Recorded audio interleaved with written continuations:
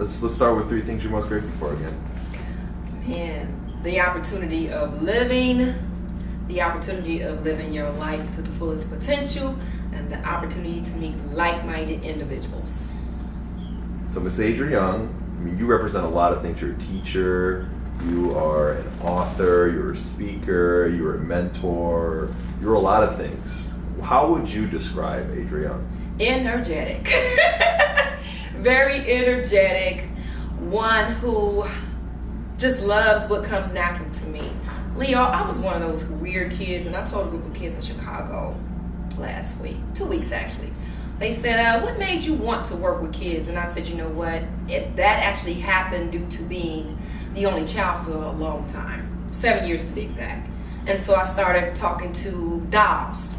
And I had that imaginary chalkboard, but the chalkboard was real, the chalk was real, and the stuffed animals. And I would read to them as if they were supposed to respond back to me. So I would write my little math problems on the chalkboard and say, did you answer that correctly? Do you hear me talking to you? And it got to the point where my mother was like, she's crazy. We got to get her a brother or sister because she's in there talking to herself. So I knew as a kid it was something that I always wanted to do. Another fact, not always having the best teachers. I always said to myself, when I become a teacher, I definitely won't be like some of the educators that taught me. On the other hand, there were just some miracle workers that believed in me. Until this day, they play a role in that as well. Educators run in my family. It's either the medical field or education. So those are usually the 2 fields that the people from my family on my mother's side had selected. So that's crazy because you as a child were foreshadowing your future, correct? So let's just go down the journey, okay? Like, you graduated high school. That's when people's careers start to kind of mold itself. Did you go to college? Like, what was from there to where you are now? How did you get here? Well, you said that because my senior year, it was not. My grades were awful, and so the schools that I desired to get into could not get into. My SAT, I think y'all got the points you get for writing your name, and so I had horrible SAT scores. Okay, my grades my senior year were not good at all, and so I have to be thankful, or I'm very grateful for the historical Black institution that took a chance on me, and that's Central State University. And so when I applied there, it was on probationary status, but they gave me a chance. And I can actually say, Leo, I bloomed there, and I got the highest grades at that school that I did in any elementary, middle, high school setting ever. Do you think that's because you were studying a specific topic that you were passionate about? Why did you do so well? Because I loved what I went into. I went into the field of education, but then I had the nurturing professors. You see, one thing I loved about attending a historical Black institution is that the teachers were like your parents, and they didn't play that. And you know, in college, you're paying for your classes. So if you don't go 9 times out of 10, that's on you. You flunk. You still have to pay that college back. You have professors actually checking on you, saying, what is going on with you? Get back on the right path. Don't make me come home. So it's like the professors there were actually like parents. The RA was like your mom. And so you had a home away from home. And I was the kind of person that needed that. So I was in the right environment to get what I needed. I got that nurturing and the education all inclusive. I wouldn't say you were fortunate because there was a lot of hard work and dedication that had to come out of your side in order to be in that particular environment. However, there are students out there, and I know you encounter them a lot, that really don't know what they're passionate about. You were passionate about teaching, but there are some kids that don't know what it is that they're passionate about. What advice does Adra Young give to kids like that? Get all of your prerequisites out of the way first. Do not invest in any class towards a major if you are sure. There are some institutions that do allow you to do that. I recommend the psychologies, the maths, the requirements. Then once you get out of your requirements out the way, And that takes roughly, I would say, about 1.5 to 2 years. Then, by then, hopefully you will know the field that you want to select. Don't go in taking teacher classes if you're sure you want to be a psychology major. Vice versa, if you want to be a business person, don't go in taking education classes. Get those. Everybody has to take the same amount of prerequisites. Get those out the way first. Then, if you feel like you know what your major is, then start your major classes last. If that makes any sense to you. So once you were done with school and you attained that certificate to become a teacher, that wasn't over. You had a different ball game to play, correct? I most certainly did. I got my educational degree at Central State, and I was having a challenge with getting a job in Ohio. And so I came here. Get this is why I love the college that I attended. There were individuals that worked for the Detroit Public Schools that came to our college to recruit teachers from Ohio to here. And so they had a table. I filled out my information. The next thing I know, I'm on my way to Detroit, young girl, 22, here interviewing. Now I did want to go back to my native home in Gary, and I was thinking maybe I'd stay in Ohio. But guess who called first? Detroit called first, and so it was my fate to come here in 1995. Actually, I could tell you the date, October 25th, 1995. I started teaching at Nolan Middle School on the east side of Detroit. Now, how long did that time process between you ending your school to getting that opportunity to meet with those people? Good question. I graduated in June of 95. They were recruiting in the summer. During the summertime, filled out my applications, got some gas money together because you're broke. College students are broke. Came up with some gas money, drove my struggle buggy here. Another good thing about attending Central State, I met some of my best friends.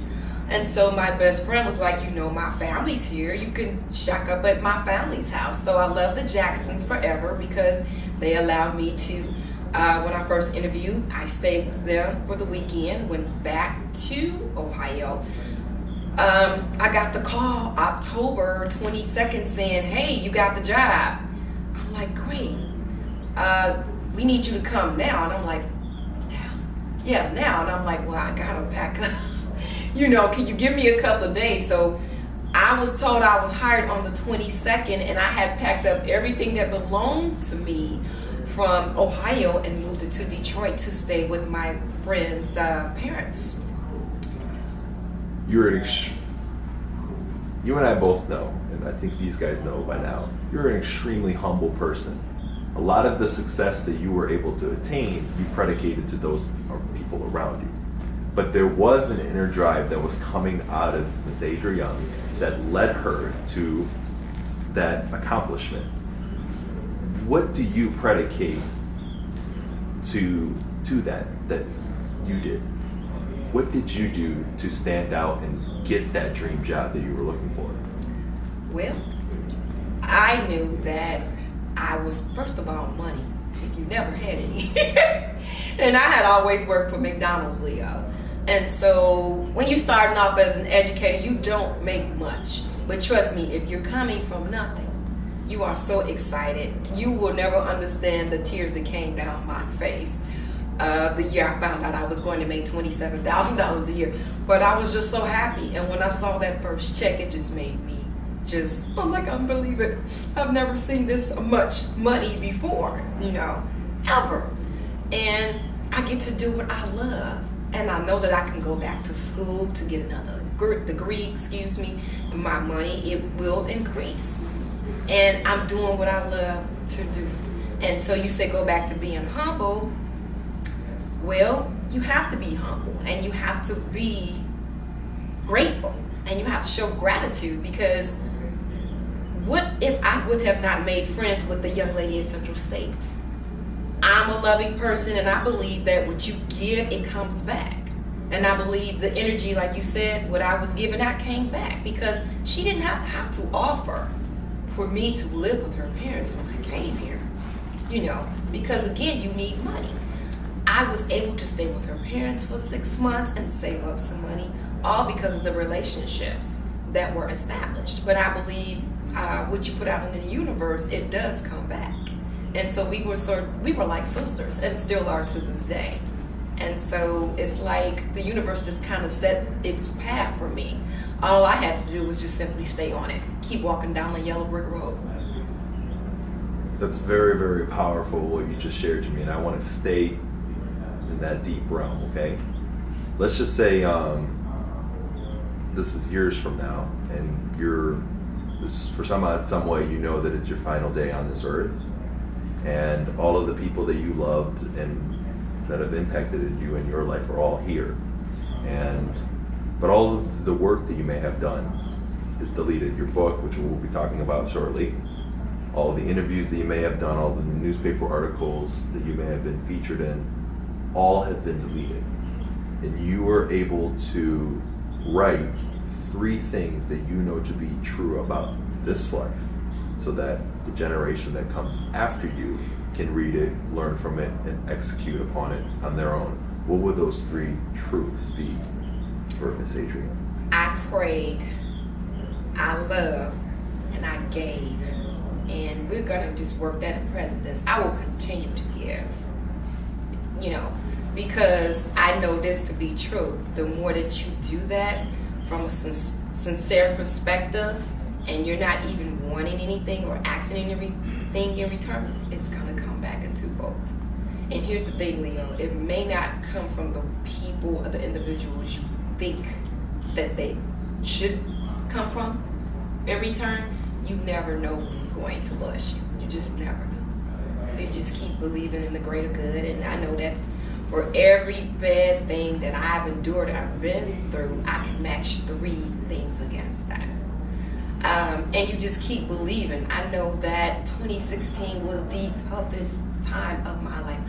I lost the closest person to me, and with Mother's Day coming up, it's just like, wow, tomorrow will be the second Mother's Day without her. And it's funny, my answers to your questions are exactly what she taught me, but I didn't take it seriously until now. So it takes maturity, it takes evolving, and it takes experiencing difficult times to understand that if you can get through the difficult times, good will come, and it will continue to appear.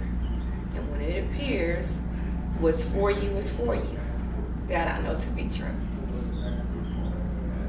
Everybody goes through their own version of that difficult time. You say that 2016 was your difficult time. The most hardest 2 years year of my life. Yes. 2 years have passed. Yes. You are where you are now. Yes. You have a big smile on your face, and you're still the Miss Adra Young. What advice would you give to the 2016-year-old self? Because my goal is whoever is out there that's listening to this right now may feel something from your words. It may help them get through what they're going through. So what is the advice that you would give to the 2016 version of yourself? Get up.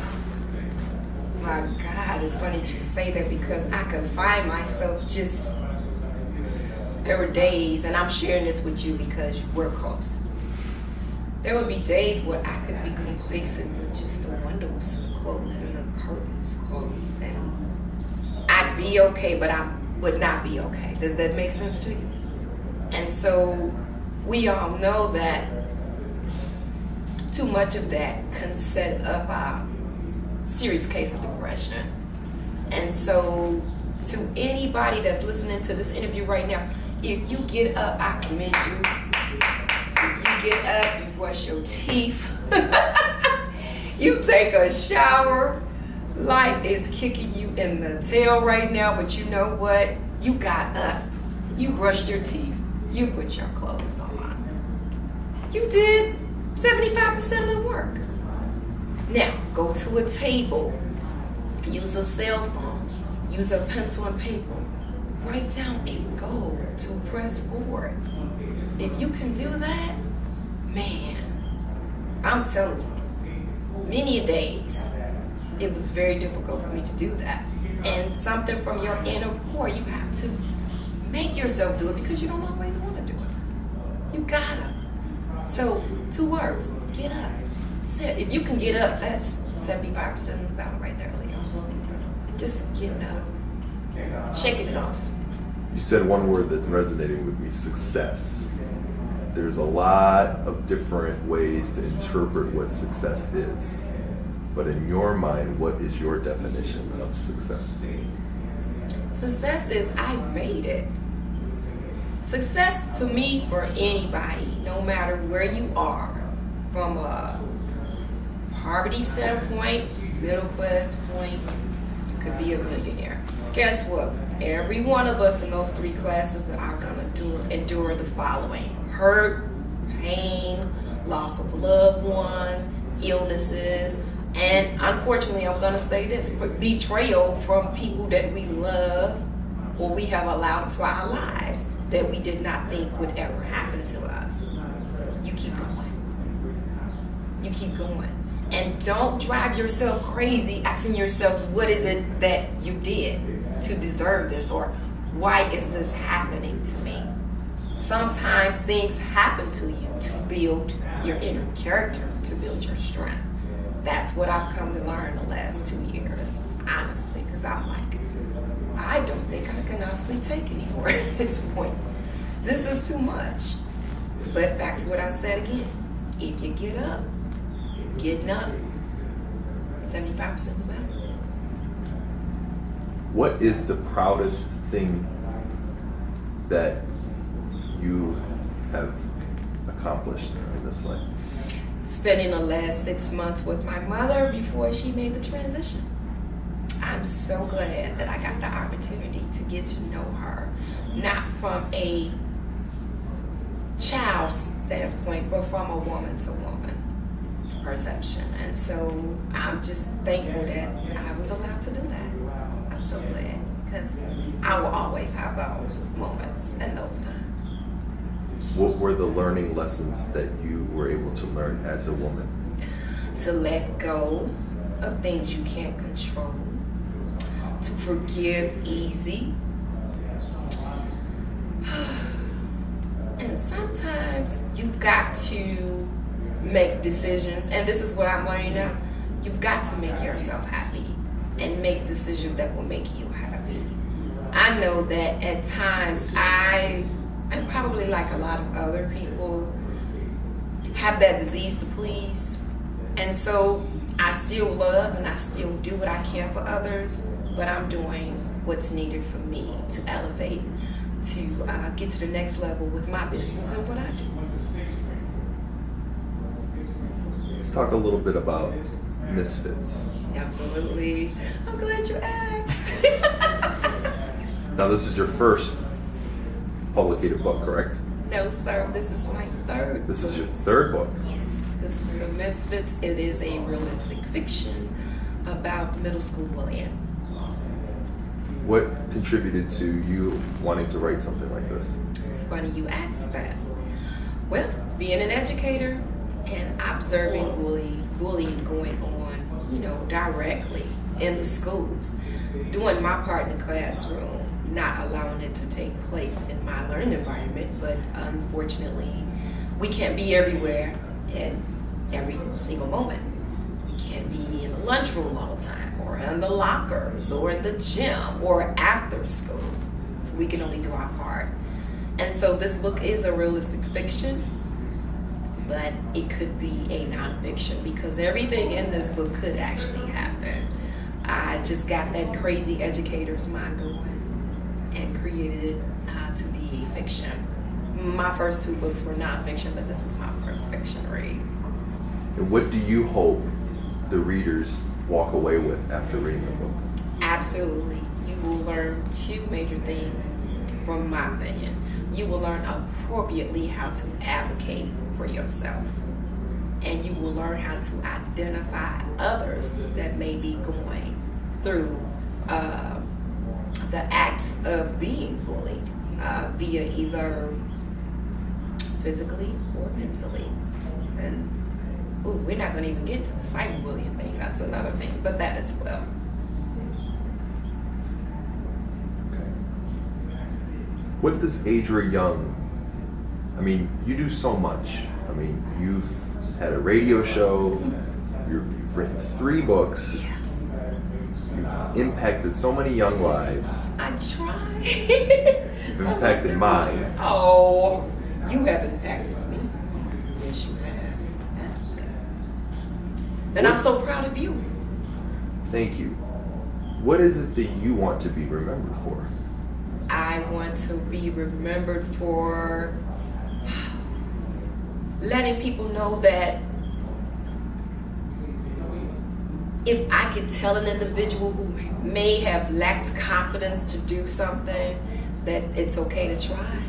And it's better to try and to say I made the attempt to do so and fail, instead of being mad at yourself in the long run for not doing it and seeing somebody else do what you wanted to do, you see.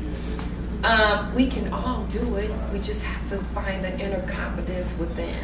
And sometimes we just need someone from time to time to say, you're good at that. What are you waiting on? There's never going to be a perfect time, and no one is better than you.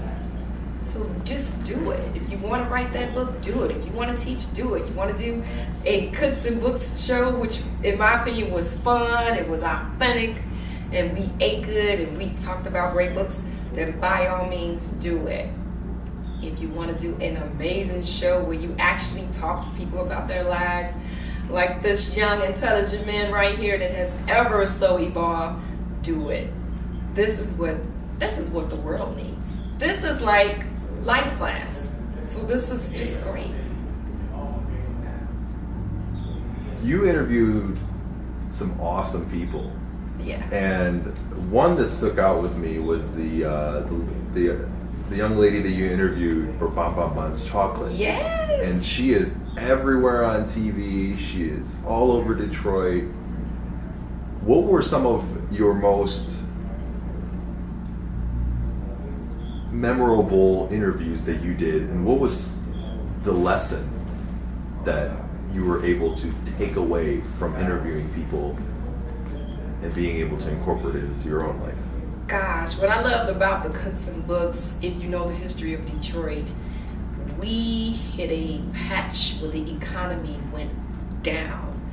And so you had a lot of people losing their jobs, not only with the big 3, but in other corporations as well.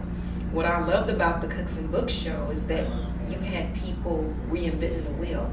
And so with some of the stories that people would tell me, I would never forget. There was a young lady who, and I think you may have been there, she had a toffee business, but her husband had lost her job and things weren't looking good for them. And so we talk about tapping into our talents. She had a toffee recipe that was just sitting in the back of her mind for ages. To make a long story short, she started her toffee business, and she was just, people wanted this toffee. Do you recall that, Leon? She started her toffee business. And so we had individuals who were reinventing the wheel. There's another person that owns a taffy apple company, and she was laid off and had cancer. And so she did not let the cancer interfere with her making a new way, or a new way to make a living and to do it her way.